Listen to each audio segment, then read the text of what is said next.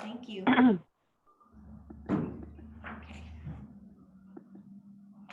Let us know when you're ready. Oh, I'm ready. Are you ready? Yeah. Okay. All right. Well, welcome.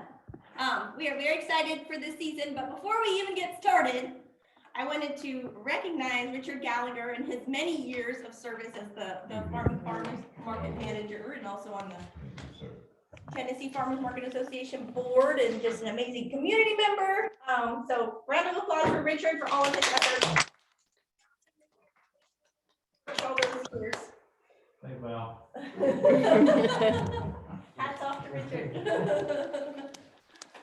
Hey, Richard. Hey, I'm not sure who that was. sounded like Patty. Okay. Patty. Okay. Okay, you wanna go to the next slide? Yeah. Where you at? Where's the presentation mode? I don't know on Google Docs. All We right. can, oh, maybe right there. Is it there? That little guy right down there? Nope. Shoot, top tier. It's We fine. could I'll just do do this. It's off of Ralston Road. Oh, here we go. Oh, stop. Okay, there we go. Okay, so we just wanted to share kind of an outline of what we have going on today, and what we'll be reviewing with y'all. So that is our outline. We'll share our purpose, the vendor information and guidelines, our new map, and registration forms that are available online, our upcoming planned special event dates, and then we're going to do a little mock exercise at the end, and we'll share with you some upcoming learning opportunities that are free, which is always good.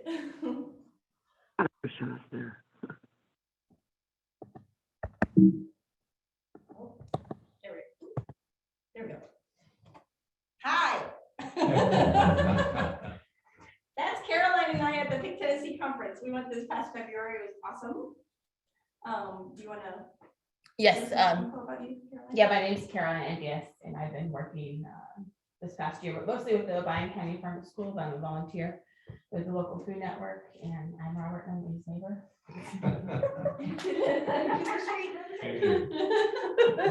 I'm excited for this new season, and I'm looking forward to what will happen, and hopefully, so far, like, I'm excited that the trends so we'll have finally a good reset. Yes. And COVID is hopefully not past us, so we're gonna have an awesome market this year. We're very excited. And I'm Samantha Gorvet. Caroline and I work together. We do a lot of farm to school projects in the area. We have an immense passion for locally grown food. Both of us are avid gardeners. We call us farmers, but we do like to dabble in the art of growing anything. If there's an open space of soil, beware. It's soon gonna be planted with something. Yeah, we run the nonprofit organization called the Northwest Tennessee Local Food Network. And our mission of that organization is to catalyze actions that are increasing access to locally grown foods.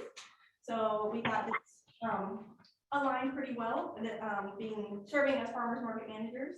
And the market is in partnership with the city of Martin, who owns the building, and also helps manage the accounts and such.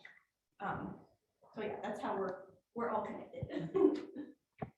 And so we wanted to take a moment to introduce each other individually. And we can just start here. If you could just share us your name, if you have a farm name or what's your business name, and then what kind of products you sell. We can tell you don't have a farm language. Is your family? Yeah, this backyard. Oh, we got about an acre, so. You got an acre? Okay. And you mainly grow vegetables? Okay. Excellent. Great. What about me? What's your name? Jim. Jim Crawford. I can sell homemade barbecue sauces and rubs. My business name is James P. Specialist. Delicious barbecue sauce. Yes.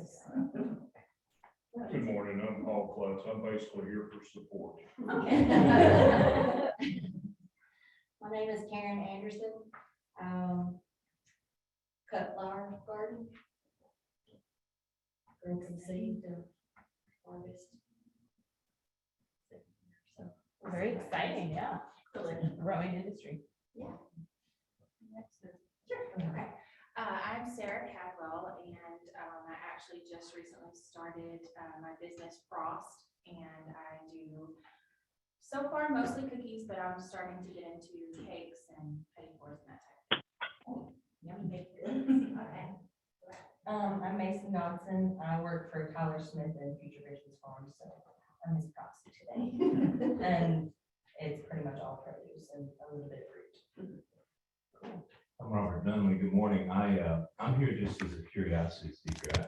I'm kind of revamping and some things in the farmer's market. I know some farmers markets are so diversified. They have an assortment of food, cut flowers, vegetables, artisans, et cetera, creative types. And so I just wanted to find out if there was a place for creative types that aren't necessarily, I have a garden, I have a backyard, I grow flowers. So that's an affinity that I have with it, but from an artisan's perspective. So I just wanted to hear what you might have to say about those potential opportunities. Okay, we will. I'm Fort Beth and I just grow produce. Richard Gallagher, Hidden Hill Farm. We've been in Dresden for 16 years, managed the market for 14 or 15 years. Yeah. And we sell all sorts of produce, big truck patch sort of thing. And we'll do some online introductions. All right, I'll go with the first one. We have Tim Brady. Can you introduce yourself, Tim Brady? Yeah, this is Tim Brady on the Dixie Chili Ranch, and we grow fruits, vegetables, and have 10 honey hives that we produce local honey from. And we've been at the market, I think we've been at the market about 6 years at the Martin Farmers Market. We've been in business for 12. Thank you. Great, thank you. Next we have Emily Buttry. I'm Emily Buttry of Berg Livestock, and that stands for Brad, Emily, Rachel, Grady. So my husband and our 2 children own and operate a small operation here in Martin. We have pasture-raised eggs and pasture-raised freezer lamb in the fall, and we're looking to expand. Right now, we just direct market off the farm, but looking to get into the farmer's market. Great, thank you. Tammy. Oh. Hi, I'm Tammy Stanford, and I'm new to growing. I have a backyard garden and would like to possibly sell produce and cut flowers. Great, thank you. Next we have Nancy Libby. Hey, my name is Nancy, as she said, and we're with Maplewood Farm. I do, the last year I've made handmade goat milk soap. We also would like to offer dairy herd share from the goats, also eggs and other handmade items. And we have not yet participated in the farmer's market, but have, other than to buy lots of the yummy good stuff from there. Oh, great. Carol Rollins.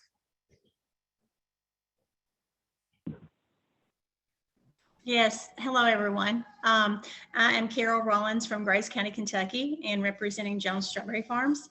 We are looking to visit the market and hopefully participate in sales there with fresh strawberries this spring. Wonderful. And then I don't know who this is. Patty. Hello, I'm Patty Jorgensen. I have also the goat's milk soap products here in our land here in Trenton. We have 2.5 acres. We have the specialty jams that we do. We have the actual honey that we have up there in Martin. We've been there for 7 years, and we can't wait to come back. Thank you. Great, thank you. And our later arrivals, Darlene. I know our late arrivals. Oh, that's fine. No, it's fine. We'll tell the story later. No, it's fine. But you made it. Darlene and Katie Drummond, we're Sunnyside Farm North, up around Latham area. We have pork, plants, flowers, hopefully, we're going to do that. And I have chickens and eggs, so that's our greatest thing, so. And pork would be taken off, so that's how come we. Can barely hear her. Oh, there are two different, oh, processor, okay, yeah, well, that's a good reason. Well, great. It looks like we have a lot of variety of products. And of course, invite your other producer friends to the more the merrier. The more people we have, the more patronage.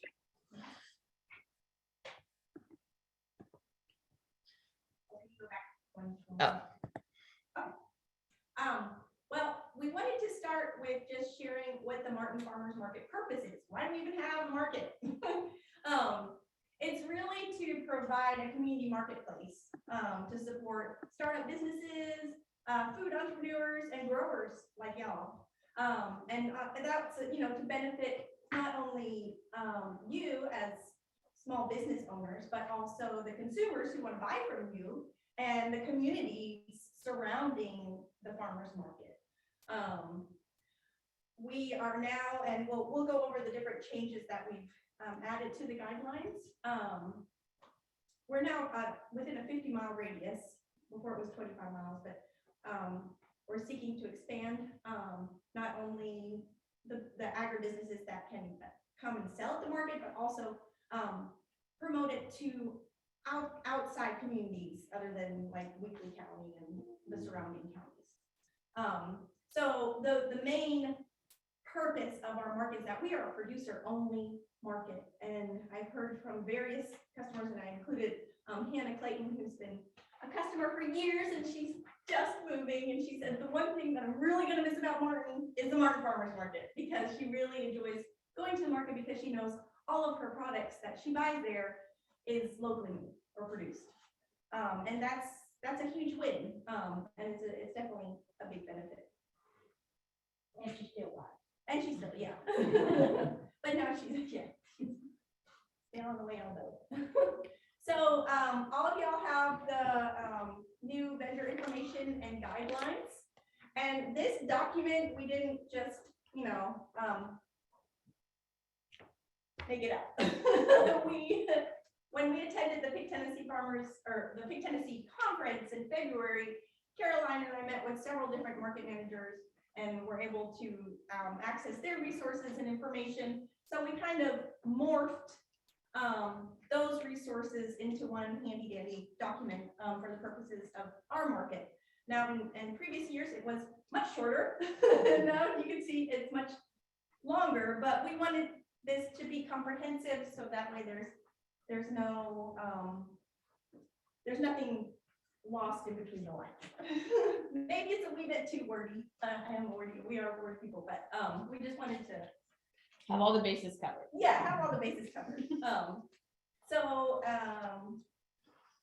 you want to go over that? Yeah, so obviously it's a heavy document, but some of the notable changes are artisans will be included throughout the season. However, we will give priority under the pavilion to produce producers. So anyone that's a produce producer will get priority under the pavilion, and then artisans.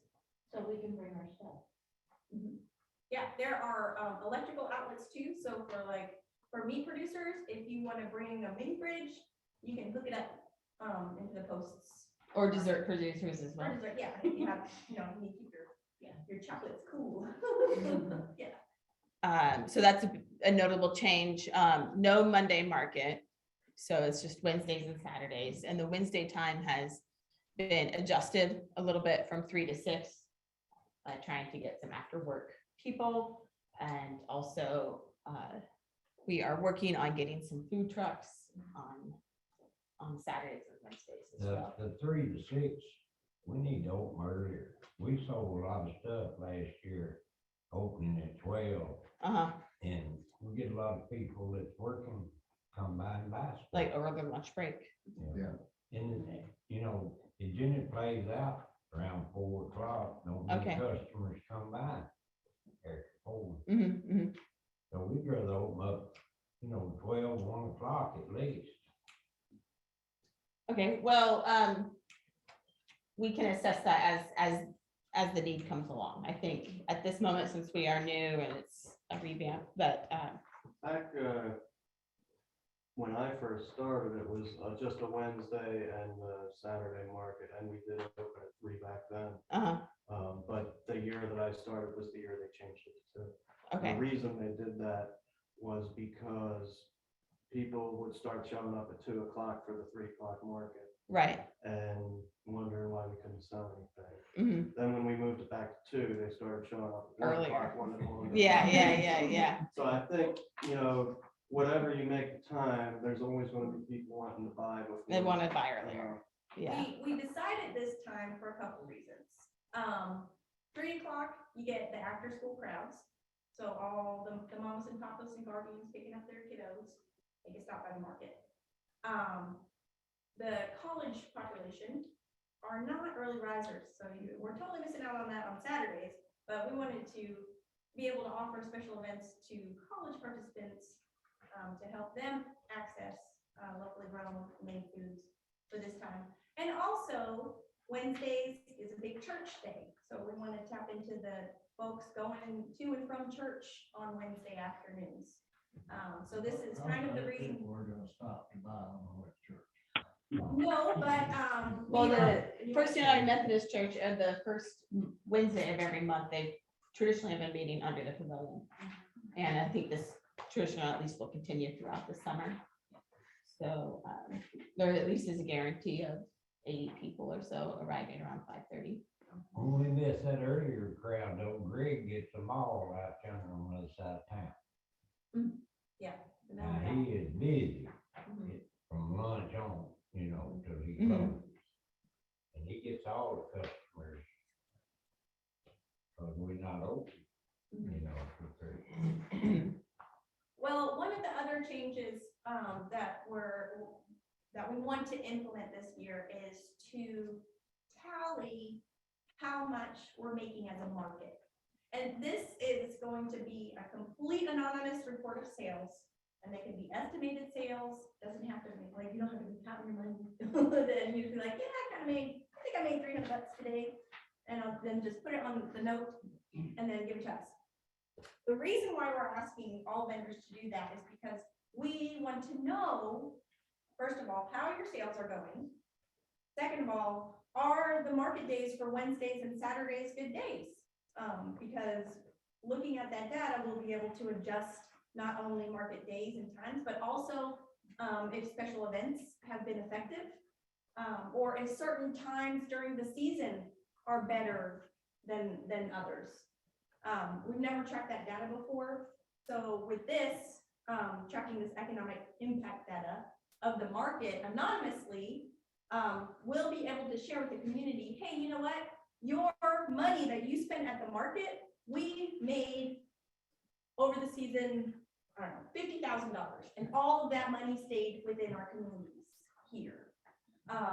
So it's a good use for telling our story, for gauging like when to organize things, and also to get more money into the market. With writing grants are always wanting to know about your impact. What kind of impact does the market have? And so Caroline and I are designing very simple tracking tools, not only to track how many vendors we have on any market day, but also how many customers are coming. And with that easy to share information, it'll help us have an even better season next year. Does that make sense? Sure. Okay. A couple other changes is that we would really like to implement a SNAP EBT program.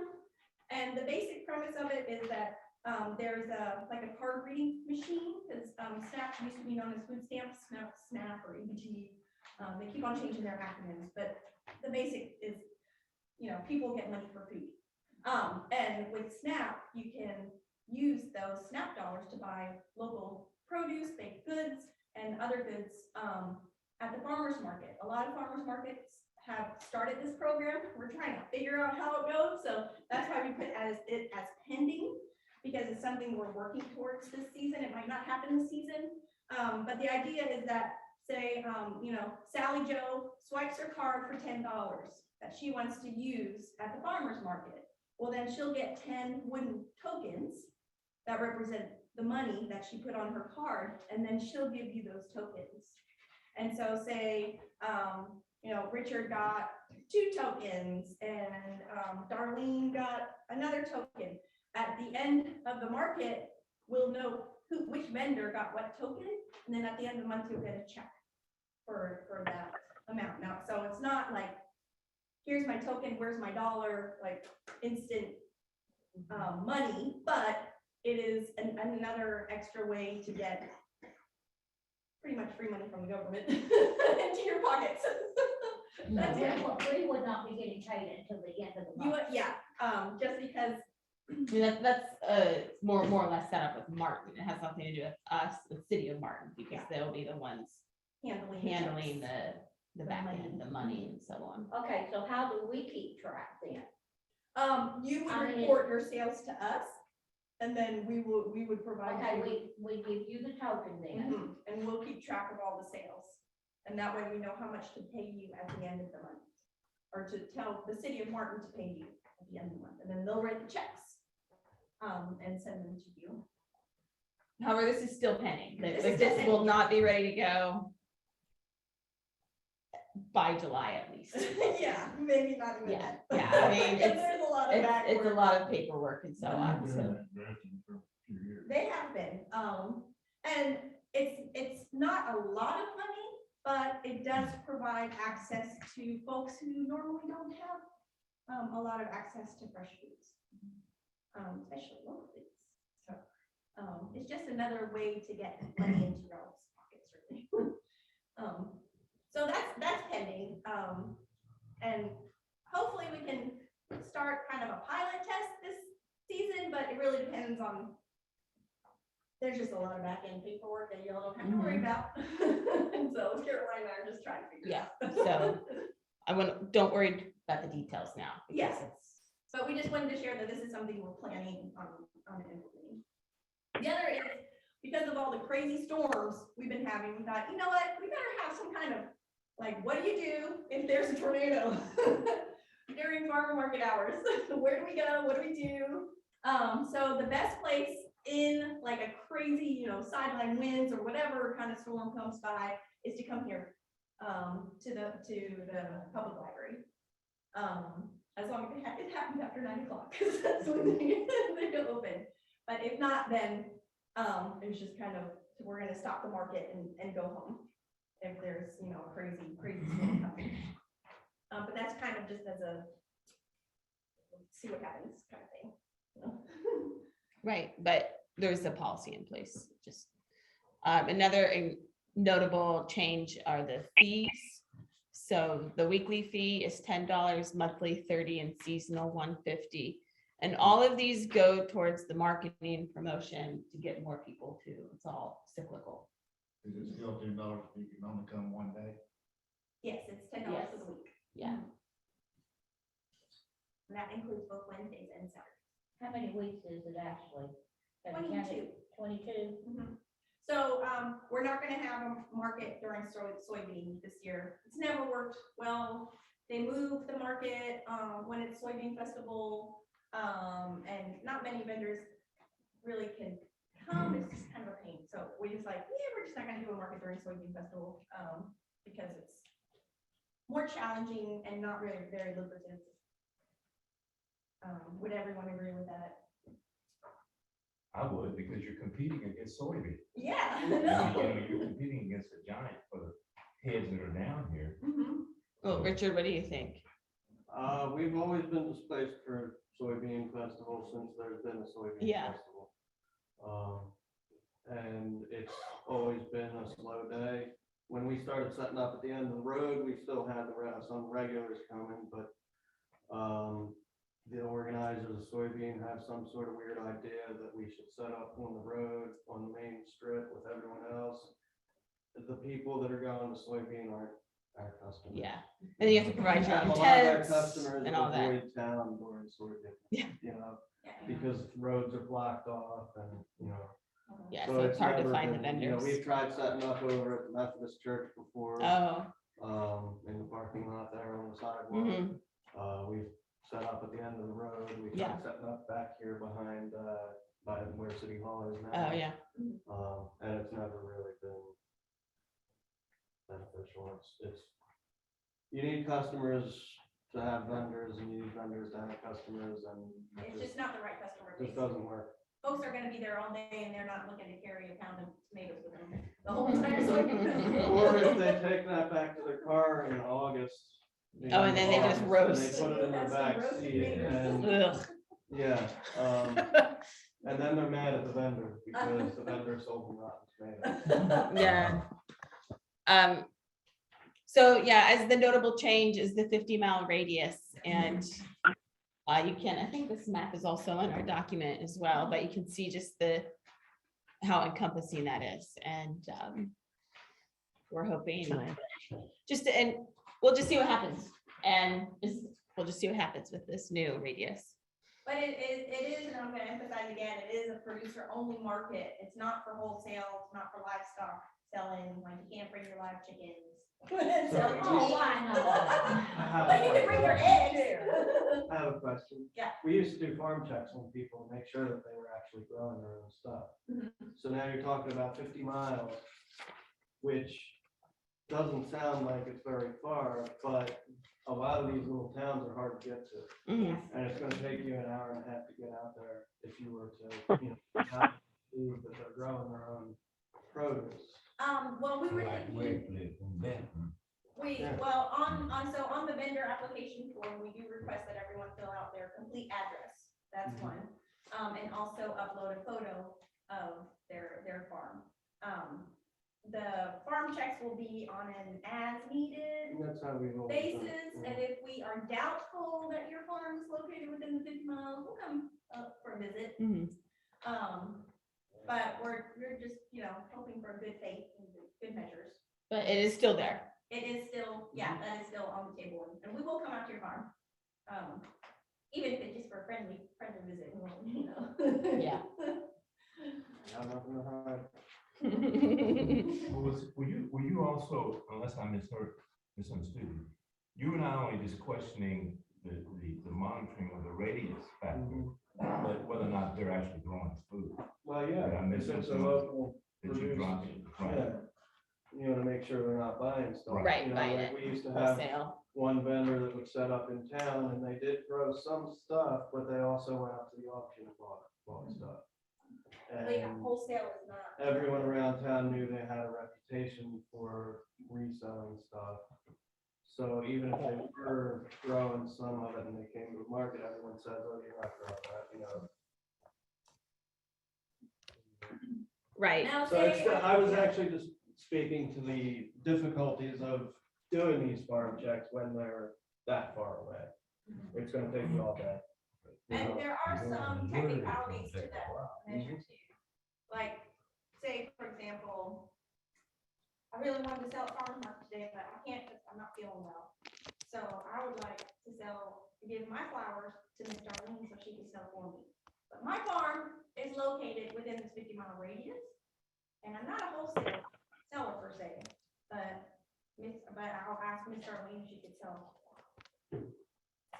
my flowers. Does that make sense? There's a difference between wholesale and locally grown. There are some wholesale markets in Kentucky that y'all are probably aware of, the Amish wholesale. That's not technically local. Just because you get it from an Amish person doesn't mean that they actually grow it. They also bring it from Somewhere other else, places yeah. outside of this 50-mile radius. But if you and your neighbor want to get together to sell at the farmer's market, you both grow locally, it's okay. Does that make sense to everybody? But the primary point and our purpose is that we are a producer-only market, and that is our strong point, and that's why people come. Because they want their local goods, and they know that these goods are grown on our soil here in Northwest Tennessee and Kentucky. And it's locally made, locally grown.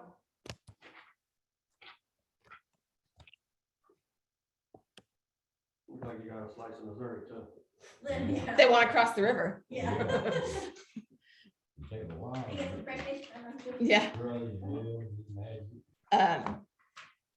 So this is our vendor map, and the great thing, if you are a seasonal vendor, pay the seasonal fee, you have your reserved space. And so, for example, if you are a space 3, get space 3 the entire time.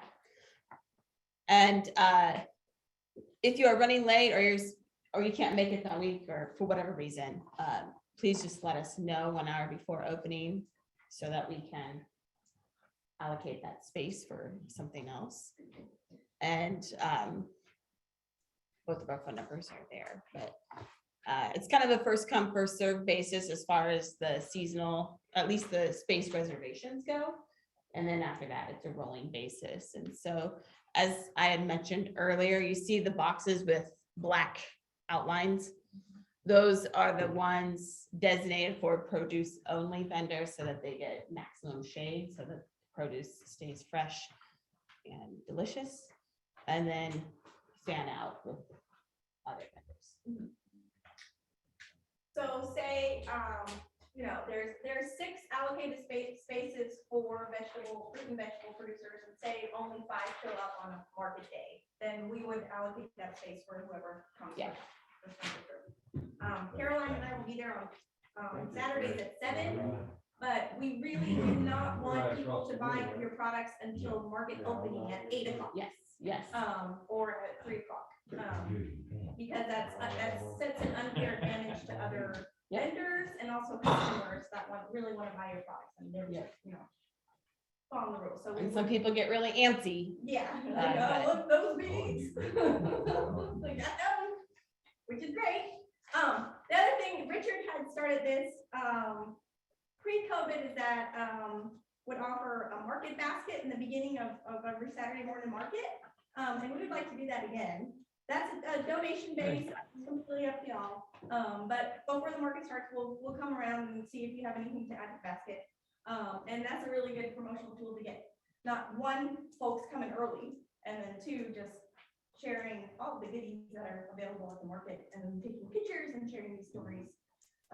So, yeah. Back in the mid 2000s, like 2009, we used to have people that would come just for the basket. There'd be like a van load. Of Oh, yeah. Come every Saturday and all unload and get their tickets. And I don't think they ever really won, but you might want to watch out for that. So did they No. purchase other things, or are they No. just there for the? No, they just Okay. get the basket, then when they didn't leave, they left, or when they didn't win, they, Okay. you know. So Really needed food. just something to look out for. Yeah. It will be like a raffle ticket basis thing, so, let's see how it goes. And hopefully folks will stay around and actually buy more stuff. Okay, you have the 6 going across there. How many openings do we actually have? Is it 6 going Don't look at across? me. Oh, but you've been there. No, those are the parking stalls, so I'm you, number 9. he's number so you 3. can, here you can, I mean, What They're I'm very saying deep, though is so- there's 2 in each one. right, so there's a pole here, pole here, pole here, pole here, correct, and then the exits. Yeah. Sorry, exits. So that's what I was asking. How many? Is That, it 3? that's me, that was David Finch. You usually used to sit up over here Yeah, next to right me, there. right?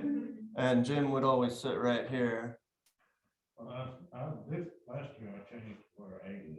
You were, yeah, that's right, you did. Yeah, because I haven't 'Cause, had it in 2 years. Your buddy was. So we're gonna try to get the city to paint the numbers too, just to, Okay. right now it just says reserve and everything needs to be repainted. So 'cause- people that came to see you would have to cross my booth. Yeah, That's that's right. Well, my line would come across. So, While they were waiting, they would get those fried pies. our application now is online, and on the application, there's preferences to the spots you want, with 1 to preference. Again, if you pay for the season, then you will be, preferred and you get first pick. If you're gonna be like weekly,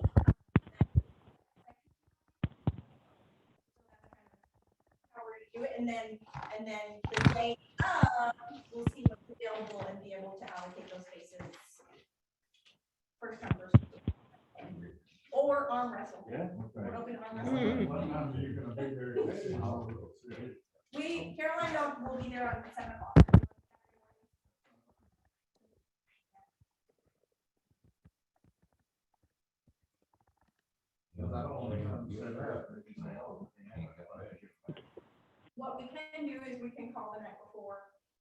and just confirm. I mean, if you're gonna, we'll see. We'll talk with y'all one-on-one once we get your application, and then we'll figure it out. Again, Caroline and I are very new to this game, so please don't hurt us. The other thing is, customers get used to the doing themselves. Yes, Yeah, that's true. Sam, can you move closer? They're having a hard time hearing you. Thank you, thank you. Thank you, sorry about that. Better at that than that is. Yeah. Okay, so let's talk about the application forms. So we converted everything online. Of course, if you don't have internet connection, we can print you out a copy. I just didn't know how many people would be there and I didn't want to kill a tree personally. But we would encourage that everyone fills out an application online. We have 3 different kinds of applications. One is for vendors. Vendors meaning farmers, businesses, bakeries, florists, artists. Yeah, anybody who actually has a vendor. But there's also 2 other categories. One is for a special events act. So if y'all know somebody who would like to play some music at the farmer's market, they can just fill out a simple form. And then the other is we're wanting to offer a space for nonprofit and community organizations to table and share their information. Nonprofit and special events acts are free. And with the vendor application, if you are 18 years of age or younger and you want to sell some products, we're encouraging you to sell for just because they're young chickens and they're just, testing out the waters.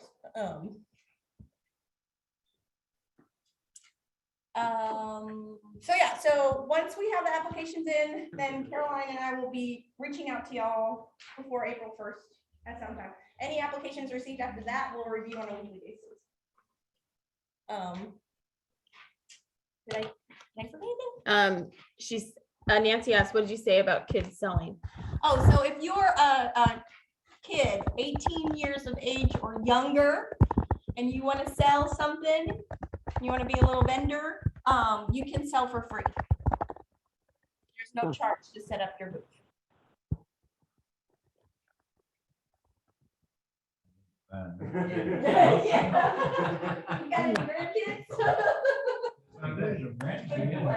But they have to be producers. Yeah, They they have to grow. can't be your, Yeah, but they be out there helping. yeah. Mhm. I'm just kidding. So they're not on there yet, but if you go to the City of Martin webpage, we will have those links available starting Monday morning. We'll send an email to y'all when the application is live. Once you can get all that. Yeah, well, then I'm gonna call them. Then I'm gonna ask you a lot of questions and fill it out. Next. Sorry. For payments, all payments will be accepted either cash or with check made out to the City of Martin because they're handling the money. So it's just gonna put it in. And again, the money that we raise collectively will go for increased marketing, advertisements, radio messages, banners, signs. We want to spread the word about how awesome the Martin Farmers Market is. And we will also offer an end of season celebration gathering in late October, November. We'll figure that out when we get there. We'll have both of these. Yeah, that's true. What about those that, okay, I've got a bunch of corn, I'm gonna take it up, they only want to be up there 1 or 2 weeks. So are they gonna have to get online and apply, or because a lot of them are not gonna know. Well, this. we will have applications, printed applications available on site. Okay. But we really would like to encourage all applications are done online. So we'll have Wi-Fi No, accessibility too. Yeah, That's there's why a I did it. huge base of vendors that That don't don't have, do that. yeah, Well, that's they, okay. they just show up, that's the way it's. Yeah, yeah, They're yeah. just gonna show up. And that's okay, that's okay. We're ready for that, and we'll have the printed application as well. So they'll have to fill that out before. I'll add their something. Okay, next. Any other questions? Okay, so our season this year has changed just a little bit. We're starting a little bit early and ending a little bit early. So we're kicking off the season on May 14th, and our theme is going to be a strawberry market. Anything strawberries, that could be actual strawberries or strawberry cookies or strawberry marmalade or red flowers. I mean, it could be anything, or even just, strawberry paintings. But that's the theme. Now, if you don't have strawberry products, that's okay. It's fine. Bring whatever you have and let's start the market off with a bang. Another event that Caroline and I are organizing through the local food network, and we didn't put it on here because it's not necessarily farmers market related, although our kind of edge is that we want to encourage more growers in our area to be able to sell at the farmers market. So on Saturday, April 23rd, from 10 to 12, we are kicking off a really awesome challenge. It's called the Grow Food Challenge, and it's going to be from April 23rd to June 18th, both of those Saturdays. And there's going to be 3 themes to this challenge. There's going to be a start theme, a grow theme, and a harvest theme. With each theme, participants not only get access to free seeds on our kickoff, which is April 23rd, and a plant swap. If y'all have any plants to swap, we can swap it out at the farmers market on the 23rd at 11.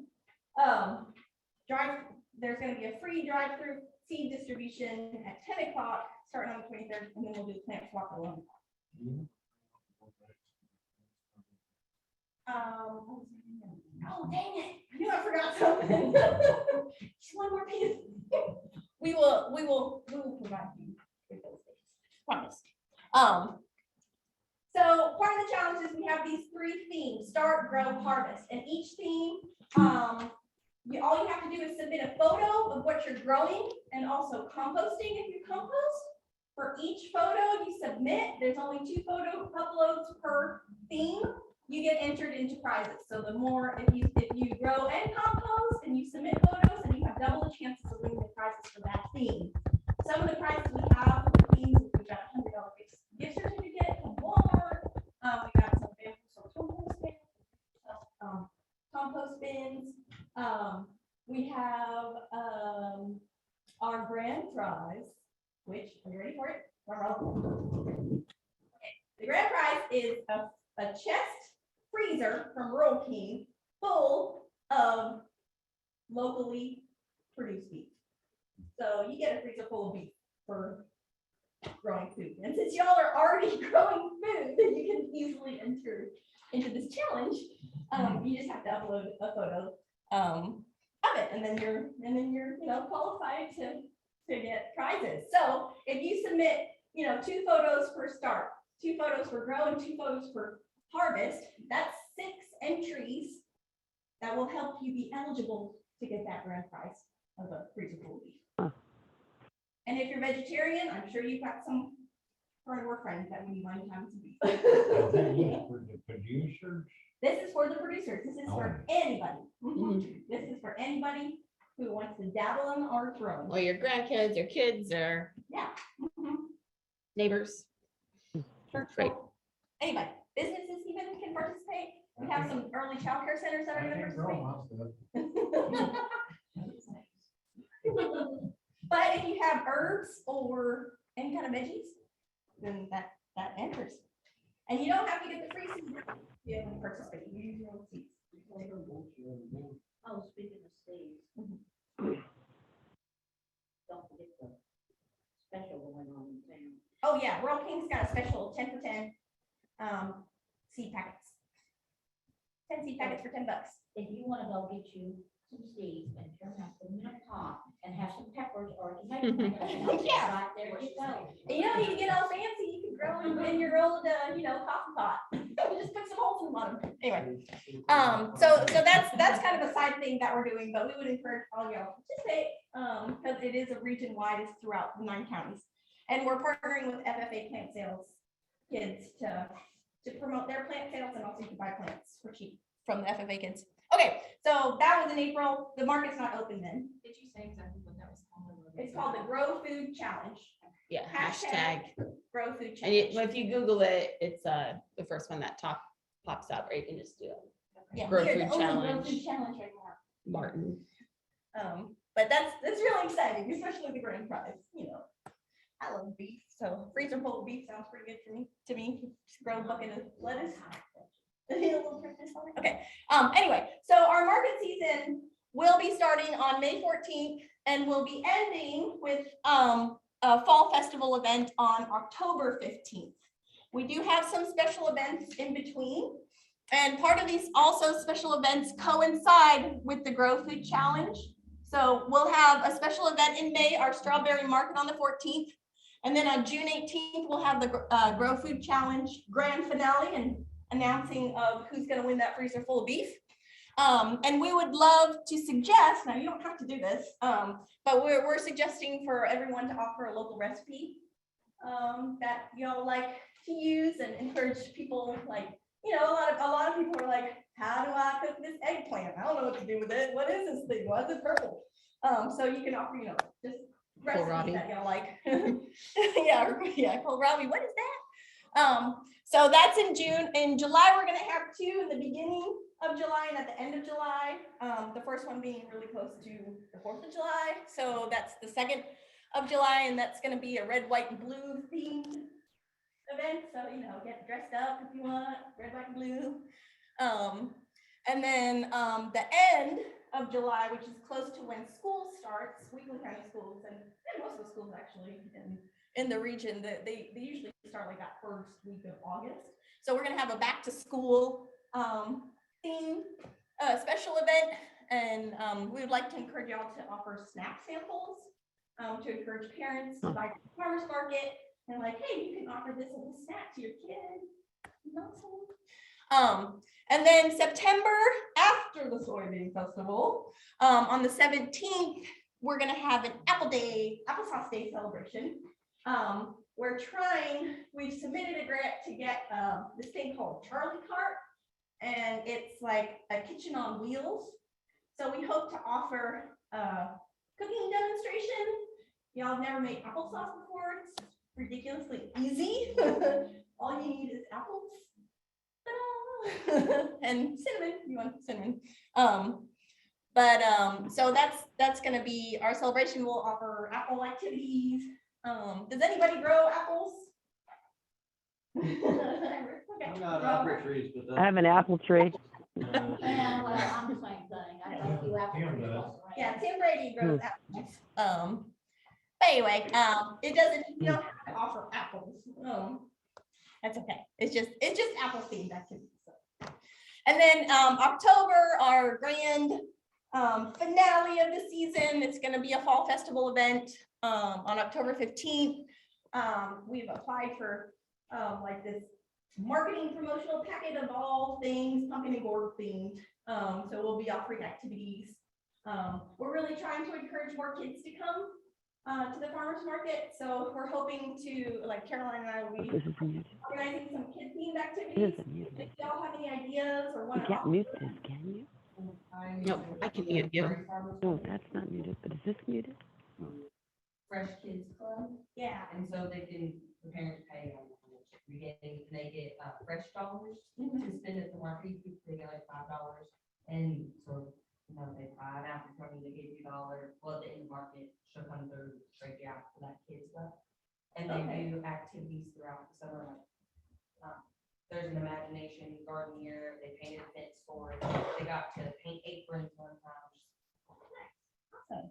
Yeah, well, we hope to do more of those once we get more funding. Right. But if you do know of like church organizations or civic organizations that would just like to do an activity on a Saturday, kid related, point of our direction. Please, yeah, because we can't organize all the children's activities, but we want to encourage that environment to get more kids and families out there and eat your goodies. So those are the planned events. With each event except for the Apple Day celebration, we're hoping to offer some live music. So if y'all know of anybody who wants to play, let us know, please. And yeah, well, hopefully we'll see a big increase in sales those days because we're really going to be promoting these special events. Some other kind of mini sideshow activities that we are hoping to coordinate is once the UTM students come back into town. So like starting in September and October, we're gonna be shifting our marketing approach to college and elementary students, all of those in between. Get focused activities and promoting Wednesday markets during those times. So we hope to offer more opportunities that way.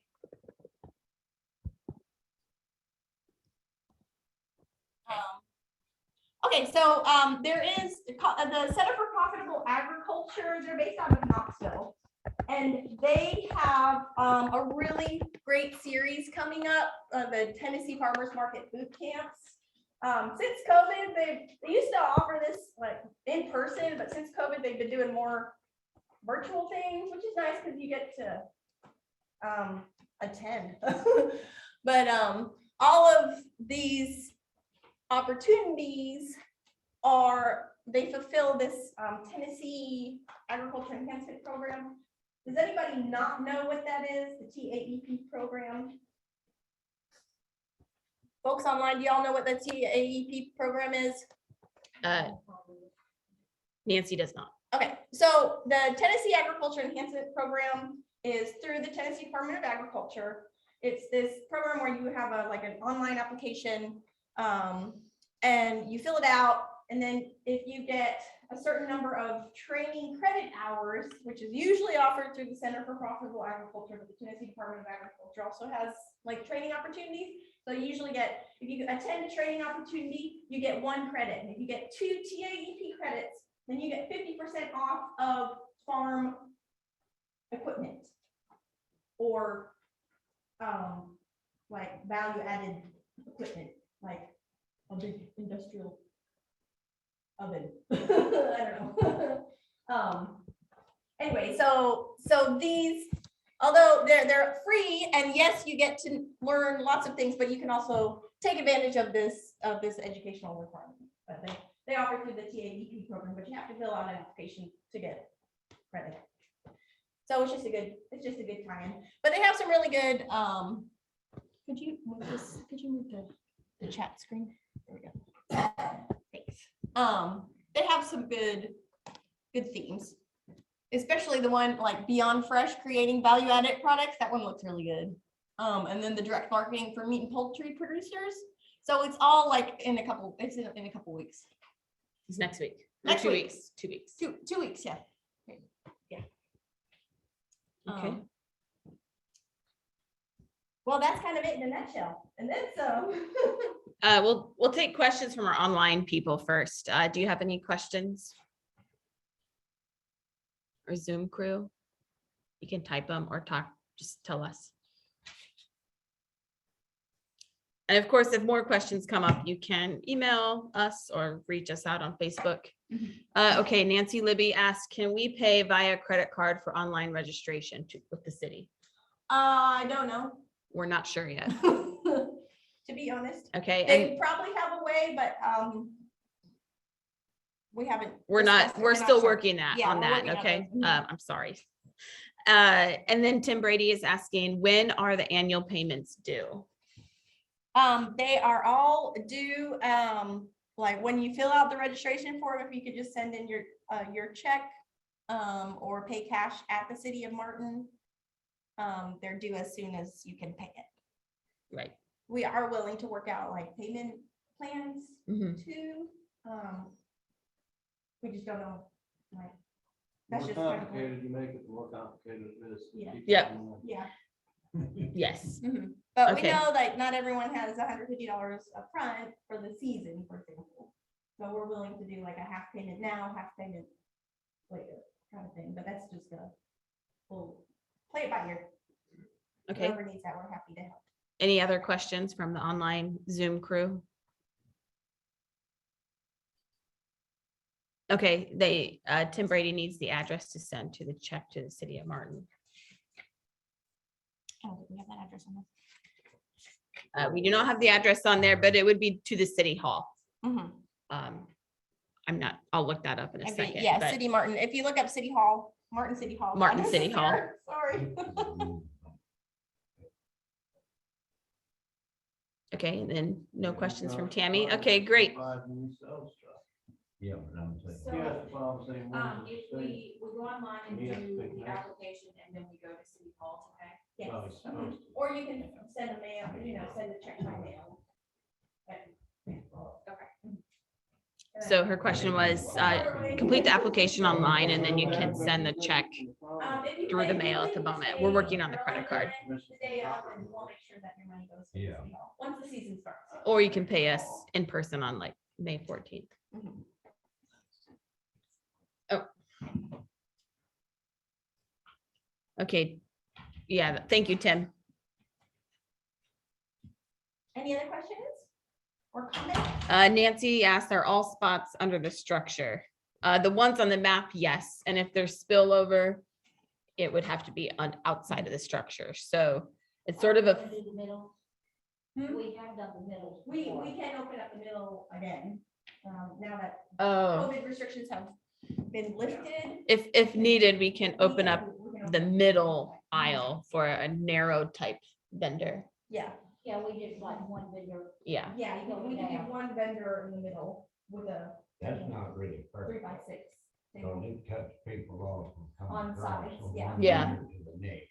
Mhm. You know, Chili Pepper, he took up about 3 spaces down through the center. He'd get there late and everything else would be full. Mhm. He'd take up 3 spaces down through the center. Right. Right. Yeah, but if you turn around and place that where people can go across back there. Well, yeah. Yeah, but a lot of people though, they would walk down one side, they use these Yeah. two sides, and then they would come around and come back up. Yeah. So that's how, we were talking about using the middles that needed extra space. Yeah. And, That kind of forced people to walk around, yeah, you know. One thing that just comes to mind real quick is when you have people in the parking lot, to keep them on that north On side, the so that you tree don't side. have traffic and people trying to cross back and forth Yeah. to see vendors. On the east side. East, you don't know your directions. That's east. Keep Yeah. it next to the Oh, road. that is east. You Oh, said man. north. You don't know your directions. We'll say real right side. Yeah. So the side with the holly trees. So yeah. Side of the holly trees, yeah. Let's just say that. Side of the holly. So, You do need to bring your own tables and chairs. so if we do happen to have spillover, there will be vendors on the side of, with the holly trees, that's on the railroad track side of the market. Just the keep parking lot. You know, customers safer, because you don't have them crossing traffic. Yeah, we got one, roadkill. That's not an offering. in Or the we market. don't want to run across the train tracks either. No, we do not, no. That's never good. Other questions? I just want to make a comment that you two were taking. Because I know you were weary.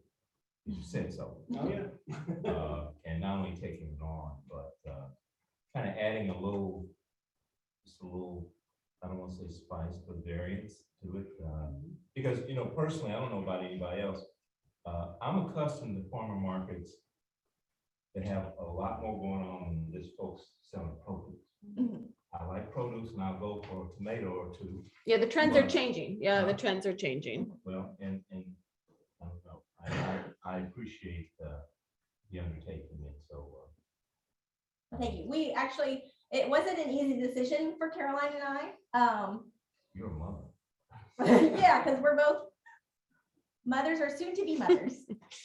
And you'll notice Caroline's belly as the season progresses. Well, Caroline. Oh, thanks. So the reason why we are both managers is that we're gonna do tag teams, and baby is due in July, so then you'll be seeing more of my face around. But Caroline will kind of kick off the start of the season, and you'll see either or both of us, depending on the day. But we are very excited about this market season. Of course, we're both kind of like, the glass is half full optimists. We're really hopeful for a really good season this year, with what we have planned for special events and also promotion.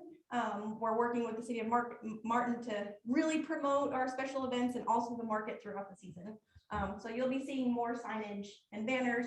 And for those, I forgot to mention this, for those who have a season pass, we will be, who purchased the season fee or whatever we call it, we will be creating specialty stories related to your products and increased marketing. So that's another benefit of buying the seasonal pass, because we want to share your story to the public, which creates more buy-in for even more people to come and get to know their farmer and know their food and artisan.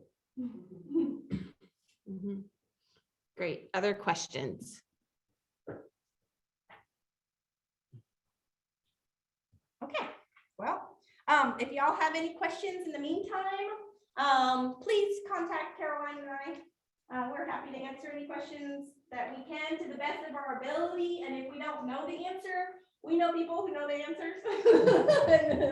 Just give us a moment to figure it out. Right. And if you forget our emails, the Facebook page, if the messenger chat, one of us will respond to that too in a timely manner. And you can also find us on the local food network website. It's nwtnlfn.org. But we have our main mode of connection is through the Martin Farmers Market page. And on Monday, we will post those links, and we'll also send an email with this presentation, our vendor info and guidelines, and the registration. So be on the lookout for that email and Facebook post. Can we reserve our spot now? No, because we don't have the form available yet, but starting on Monday, that's when the spots will start. The reservations will start.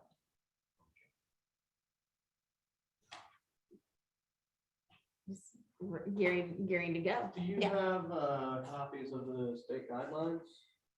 I do somewhere.